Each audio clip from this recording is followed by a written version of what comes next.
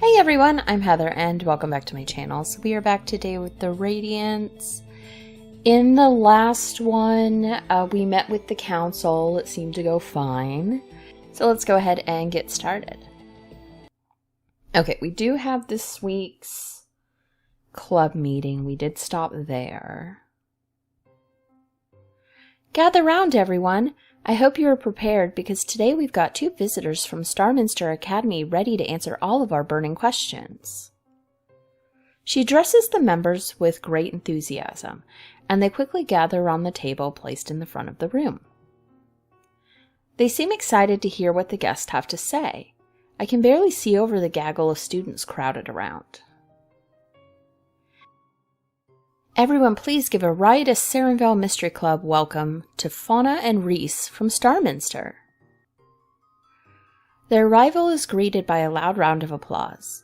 I join in, along with most of the rest of the class. Some of the students seem particularly interested in the male student giggling behind their hands and staring. I crane my neck to catch a glimpse of the guy over the crowd, and when I do, my mouth drops open. He looks like... But it can't be. He looks like Alistair. I turn to the girl sitting next to me and whisper under my breath. Who is that guy? Oh, that's Reese, the Prince of Starminster. Prince of Starminster? Not a literal prince, just a nickname they gave him because he's so dreamy. I look back at Reese. He seems to be enjoying the attention from the surrounding students. But his eyes are fixed on Tanya, who is addressing the room once more. Okay, now that we have some introductions out of the way, let's jump right in. Who has a question for our guests? The club members scrambled to ask their questions to the two students from Starminster, but I can't pay attention to what they're saying. How can Alistair be standing here in front of me? He's dead, isn't he? I squirm in my seat, trying to hide my discomfort from the rest of the club, but they are clearly distracted, so thankfully my reaction has gone unnoticed. I need to talk to this Reese guy, but I can't do it in front of the others. I'll have to wait until the meeting is over. When I find a chance, I'll slip out of the room and approach him in private. Until then, I can only listen to the questions and answers. What do you think of Sarenvale? It's beautiful. I mean, the view is amazing, and the grounds are well kept. All the buildings are pretty fancy, too. Reese turns to face the girl who asked the question, and she erupts into giggles. And have you met any people you're interested in? Let's try to stay on topic. We're here to ask about the mysteries of Starminster Academy. I'm sorry, I couldn't help myself. So are there any other strange occurrences at the Academy? Any rumors or anything? That's an easy one. Yes, there are. There's a story of the lost library. Apparently used to be located somewhere in the middle of the campus, but it was destroyed during a fire. Now there's no trace of it anywhere, no sign of damage or even ashes remaining. That's fascinating. How do we know it existed at all? Well, according to legend, some of the books were saved and hidden away throughout the school. If you can find them all, you'll be rewarded handsomely. The questions keep coming, but my thoughts are elsewhere. I am anxious for the meeting to end so I can question this Reese person. Finally, the meeting ends and the club members disperse. I linger behind, waiting for my opportunity to approach Reese. My heart pounds as I take a deep breath and stand up, hoping I don't make a fool of myself. Excuse me, Reese? He turns around to face me, and he gives a look of resignation when he sees me. Look, I already told the other girls I'm not signing any autographs today. I didn't ask you to sign anything. Then why are you talking to me? I just wanted to ask you something. Yeah, and what might that be? This may seem like a strange question, but do you happen to have a twin brother? Reese definitely isn't expecting this sort of question. He stares at me blankly before he slowly shakes his head. No, I don't. Any other relatives that look a lot like you? A cousin, maybe? I really don't know what you're getting at with this, but I don't have any relatives near my age. Are you sure? Have you ever met anyone that looks like you? You're really weirding me out. You're worse than the fangirls. I think I'd rather sign autographs. Reese turns on his heel and walks towards the door. I stare after him. He's not very pleasant, is he? Could it just be a coincidence that they look alike? No, they're reflections of each other, right down to the hair and clothes. That's no coincidence. This mystery just got even more baffling. Ooh, turn of events.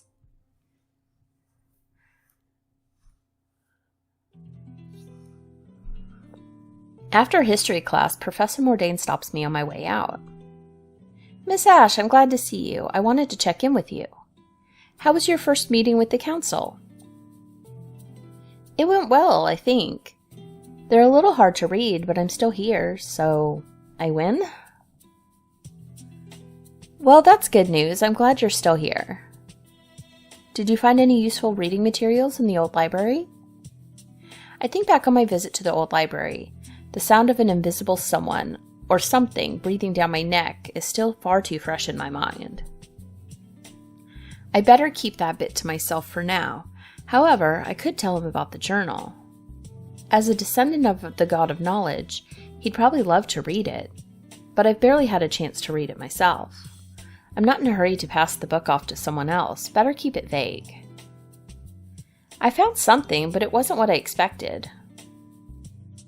Well, that sounds intriguing. What did you find? I think it's a journal, but I haven't been able to read it yet. It's in some other language. Oh, that is fascinating. Do you know the language? I'm not sure yet. I'm planning to do a bit of research on it this weekend. He looks as if he's about to say something else when a student comes running up with a look of panic on their face. Professor, come quick! Vilya's setting all her books on fire. Oh dear, not again. I'm afraid I must attend to this, but please let me know what you find in the book. Sure thing, Professor. I want to think the professor's evil. Time for today's elective. Symbology. Today we focus on learning some of the most common symbols found in nature and their meanings. Yay. Get those skills.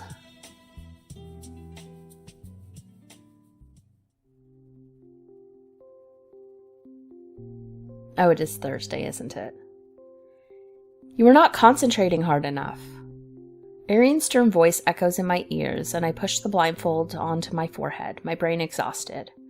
I've been visualizing colored balloons for the better part of an hour, and let me tell you, it's not any better than visualizing numbers. I'm trying, it's just really difficult to block everything out, even with the blindfold. The blindfold is a new addition to our lesson today, and it did help, but there are still noises that break my concentration.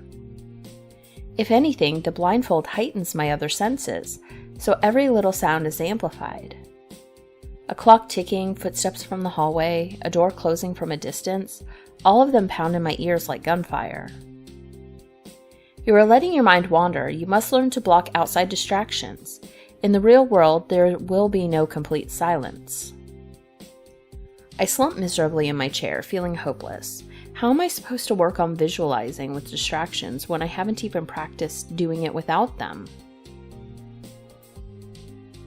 Arian looks at me for a long moment, then moves abruptly to the door. Is he kicking me out? Did I do that badly that he's actually giving up on me? Gather your things, we're going to continue our lesson elsewhere. I comply, throwing my bag over my shoulder, and Arian exits the room briskly. I follow him down a maze of corridors. Eventually I realize that we are in the old closed-down wing of the Sarenvale. When he finally stops, we are in front of a large set of double doors, made of solid wood and intricately carved. He opens the heavy-looking door with ease and gestures for me to enter. I recognize this place at once. The last time I was here, I was running from an unseen stalker that may or may not have been real. However, I was not supposed to have been here at all. Professor Mordain let me in, so I can't let on that I've been here before. I keep my face composed, hoping Arian isn't doing any mind probing on me currently.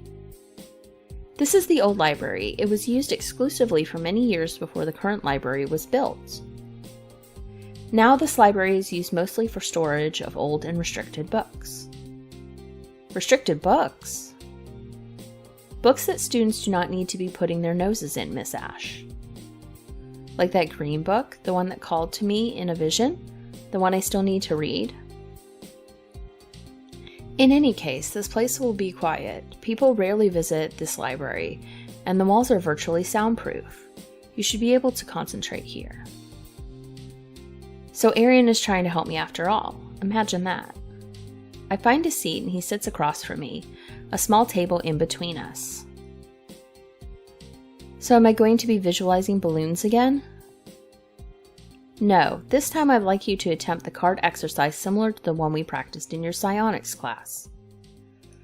I remember that experiment well. I was to figure out what was pictured on a card before my partner drew it from the pile. I ended up not actually seeing the card in question, but the one below it, and my vision had been blurry at best. He pulls out a very small stack of cards from his coat pocket and spreads them out onto the table in front of us. Instead of photos, these cards had a variety of symbols on them.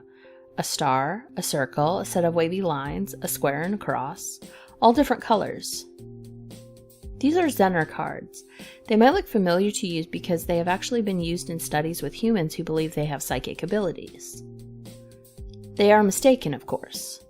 The symbols on these cards are far less complex than the photos used in your previous exercise, so you may be better able to see them.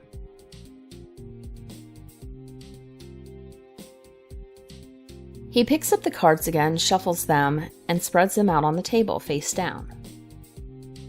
Your task is to determine the symbol of the card I pick, before I draw it.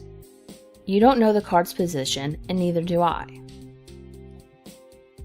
Do not focus simply on the cards themselves, but also on my mind. Try to feel which card I am about to turn over. You can sketch the symbol on this pad. Take as much time as you need. Don't worry about missing curfew. I will handle that. So he thinks I might be here a while, huh? I pull the blindfold over my eyes, settle into my chair, and focus hard on the symbols underneath those cards. Arian was right. This place is pretty quiet. The only sound I hear is my own breathing as I attempt to drift into that place between the outside and inside of my mind. I imagine Arian sitting there across from me. I visualize him reaching for a card, turning it over. Eventually I get flashes of something. Yellow, sharp edges. Red, yellow again, 4 corners. My hand begins to move on its own, pulling a colored pencil from the box on the table. I squeeze my eyes shut, even under the blindfold, praying that whatever I am drawing is correct. When my hand stops moving, I remove the blindfold and look down at the paper. I'd drawn a yellow square. I look up at Arian. He had already begun reaching for a card, flipping it over on the table. It's a red cross. I hadn't managed to get the color or the shape correct. Reluctantly, I look back up at Arian, expecting to see disappointment in his face. But he simply picks the cards back up again and shuffles. Again. We continue with this exercise for at least 10 more rounds. Eventually I manage to get the color right, but not the shape. I want to feel excited by this small success, but Arian's stoic demeanor makes me feel like I should be striving for much more than halfway correct. The effects of my efforts are starting to surface. My head hurts. My mind feels weakened. I'm not sure I can do this anymore. You can, you just have to be willing to push your mind to its limits. You mean this isn't the limit? The way my head is pounding, it sure as hell feels like it. Your mind is capable of far more than you will ever realize, but you will never reach your potential if you continue to hold back. I'm not holding back. You are. You're afraid to cross that threshold. The one where your mind feels like it might shatter. Well, yeah, that sounds kind of terrifying. It's only terrifying because you haven't come close to opening your mind fully, and you are afraid of what you do. I think it's supposed to be don't understand. When you reach that limit, only then will you have fully utilized the full force of your mind. I take a deep breath. Is Arian right? Am I holding back? It's kind of hard to tell. I feel like I'm giving it my all, but then again, I was ready to stop as soon as my mind felt tired. Let's try one more exercise, one that will help you realize what your limits are and how you can move past them. We will use the cards again, but this time I will pull one card and concentrate on it. I want you to pull the contents of the card directly from my mind. From your mind? You mean like reading your thoughts? Exactly like that. I didn't realize that was something I could do. Can you read people's thoughts? That would explain how he seems to know everything all the time. Yes, but the skill is not without its limits. Most Radiants with strong magic have natural defenses against this sort of thing. However, another mind magic user is typically more receptive. They have the ability to open and close their minds at will, letting someone in, or shutting them out. I'm not entirely sure why I would ever want to let someone into my mind. Humans, however, are another matter. Why is that? They have no natural defenses, so reading a human's mind is typically very easy. It's how my people have been able to service them in the past. Humans had access to an Oculus before? Of course, before the war and perhaps not long after. They demanded we show them their futures, to tell them how to gain riches, defeat their enemies, whatever their greedy minds required. They did not realize the oculi do not tell the future. We can tell them what is, or we can reach into their minds and tell them what they want to hear. I shuddered a little at the thought. I could certainly see the humans of today wanting to abuse the power of the Oculus. But that's neither here nor there. I'm afraid we've strayed off topic. So, you want me to try to enter your mind? To read your thoughts? That's right. But how? It's not so different from concentrating on the cards themselves. But the purpose of this exercise is to force you to push through your mental walls, to show you just how far you are capable of going. So I'll just concentrate on your mind? Yes, but you cannot hold back. Push your mind to the limit, and then keep going. Without a word, Arian shuffles the cards again and pulls one from the middle. He sits back in his chair, glances at the card, then at me. A simple nod lets me know it's time to begin. I feel like I'm completely unprepared for this, but whether it's Arian's cool confidence or my desire to just do something more, I feel a sudden surge of motivation sweep through me. Okay, let's do this. I close my eyes once more, letting the quiet of the room wash over me. I take several deep breaths, then let my mind reach out. This time I'm reaching towards Arian's mind rather than the card itself. Reaching into someone's mind is an indescribable feeling. There's a sort of resistance that does not exist when attempting to see an inanimate object. Despite Arian's mind being open to my intrusion, I still feel a slight pushback. Push through the barriers. Arian's voice is soft, almost far away. I nudge harder, imagining his mind like a locked door. But it's not opening. Push harder. I grit my teeth as if that's going to somehow give my mind more strength. Somehow it works. The mental door is now open and I can see the image of the card symbol, but it's far away, unclear. Moving closer is like trudging through a deep, heavy snow. The harder I push, the more tired I become. Keep going. I want to keep going, but I can't. The image is too far away and I'm too tired. I try to lumber through, but I'm making no progress. I can't do it. You can. I'm shaking my head, not even sure if he can see me. But it hardly matters. My mind is filled with the same two words over and over. I can't. Do it. Arian's voice is louder now, and it's clear he's giving me a command. My headache is splitting now. If my eyes weren't closed, I'm certain I'd be seeing spots. I can't take this anymore. Don't stop! He's shouting now, except this shout is not a physical one. It's inside my mind. I don't like being shouted at in normal circumstances, but this is just too much. I feel an intense frustration bubble up inside of me. My pulse drums so loudly I can almost see the vibrations in my mind. I can also feel Arian's mind, looming, judging. I want it to stop. Push! With this latest mental shout, I lose it. I release everything that's inside of me. All the frustration, the pain, the helplessness pushes outward, propelling my mind forward towards the image I've been trying to reach. I hear a loud crash, except this time the sound is not in my mind. My eyes fly open. To my horror, I see Arian picking himself up off the floor. The entire couch he'd been sitting on completely overturned, his body thrown backwards. My mouth drops open. What did I just do? Once he's recovered, he moves towards me, eyes blazing. I'm definitely in trouble now. He's going to shout at me even more than before. But as he comes closer, I realize he does not look angry. He looks proud. What was that symbol? It was the red circle. Very good. How did I... You fell. You finally used the full force of your mind.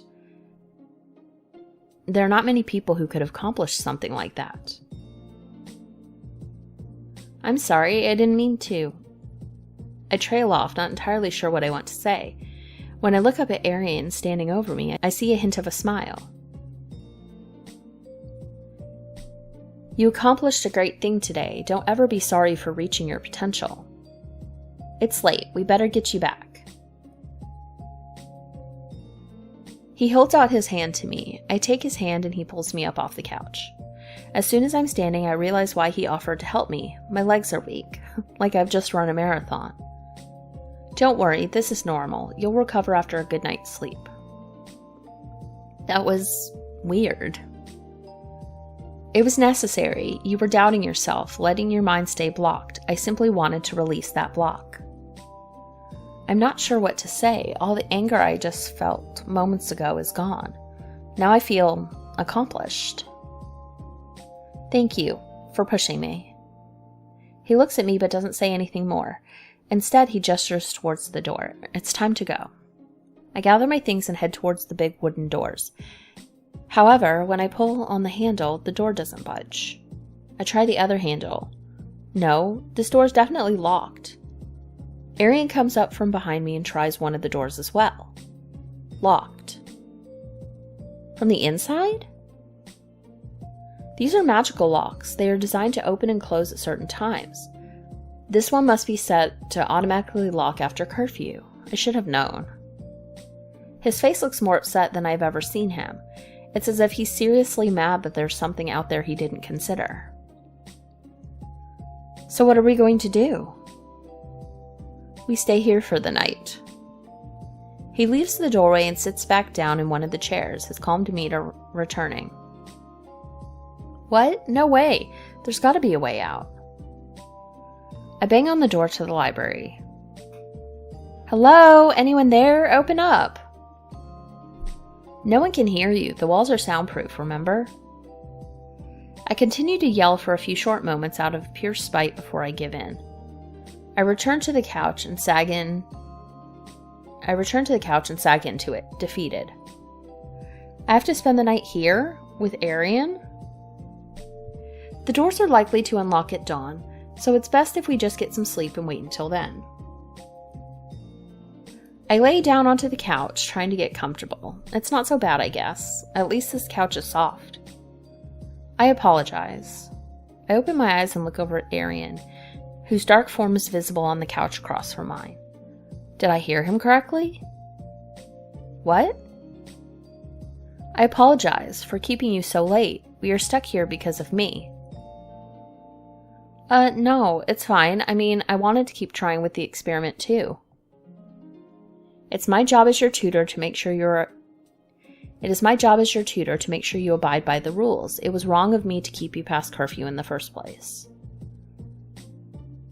Well, I suppose the rules are important. They are, but it's up to me to make sure they are upheld. You are just a student. You're a student too. I am held to a higher standard, not just because I am the headmaster's associate. Not just because I am the headmaster's assistant, but because I'm an oculi. What exactly does that mean? Every oculi is brought into this world to maintain the balance of magic in the universe. Our magic is powerful, much more powerful than the average radiant.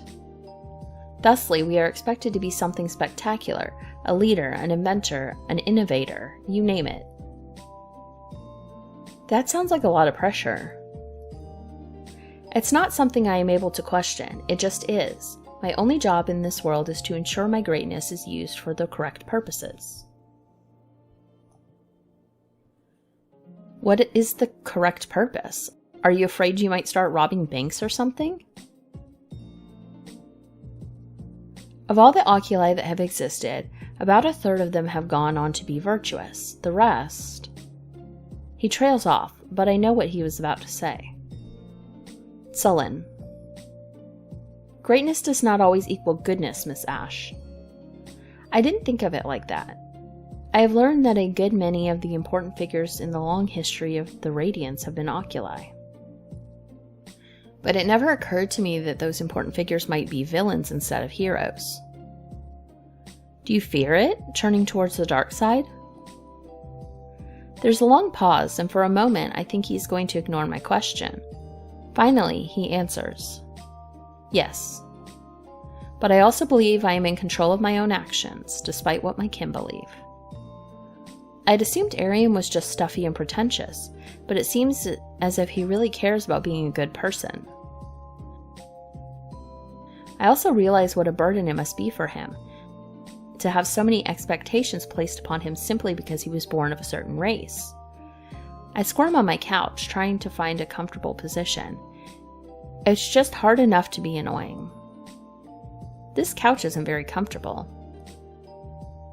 No, it really isn't. I don't suppose either of us will be getting a good night's sleep.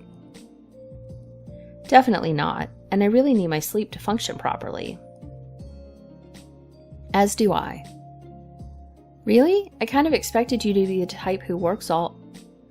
I kind of expected you to be the type who's all work and no sleep.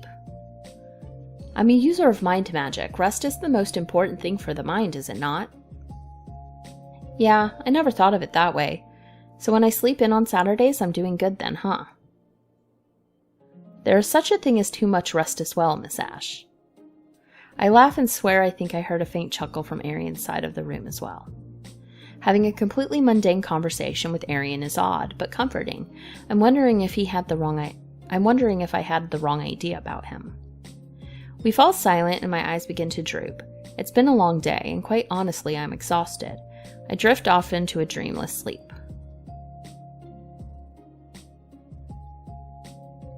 When the bright light of sunrise spreads across my face, I stir, pulling my covers closer to my head.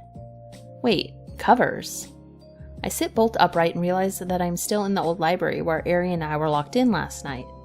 I look down and realize I'm clutching a dark blazer to my chest. This isn't my blazer, is it? Then quietly, I glance over and see the still sleeping form of Arian, blazer free, lying on the couch adjacent to my own. This is his blazer. He had placed this one on me in my sleep. Had he placed this on me in my sleep? He looked so peaceful. Very not Arian-like. I debate my next move.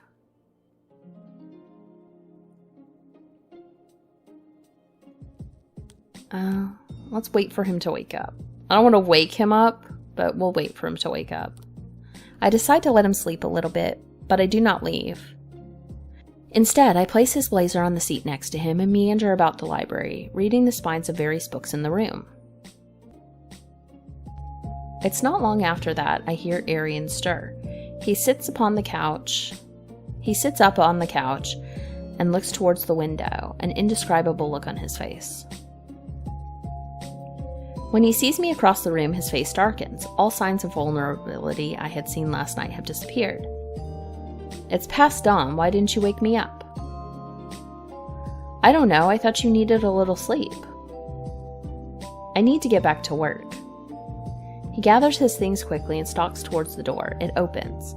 When I don't immediately follow, he looks back. Come, I am sure you must prepare for your morning classes.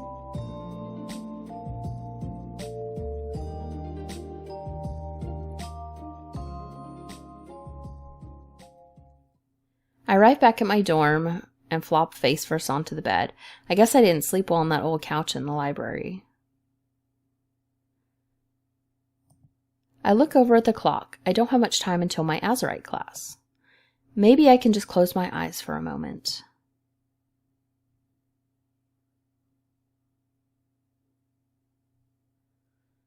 I awake with a start. Oh no, how much time has passed? I look again to the clock. It's 5 minutes until the start of class. I know I'll never make it on time, but I dash out the door anyway. Arian probably told Professor Balin about our little library lock-in last night, so he's bound to be understanding, right?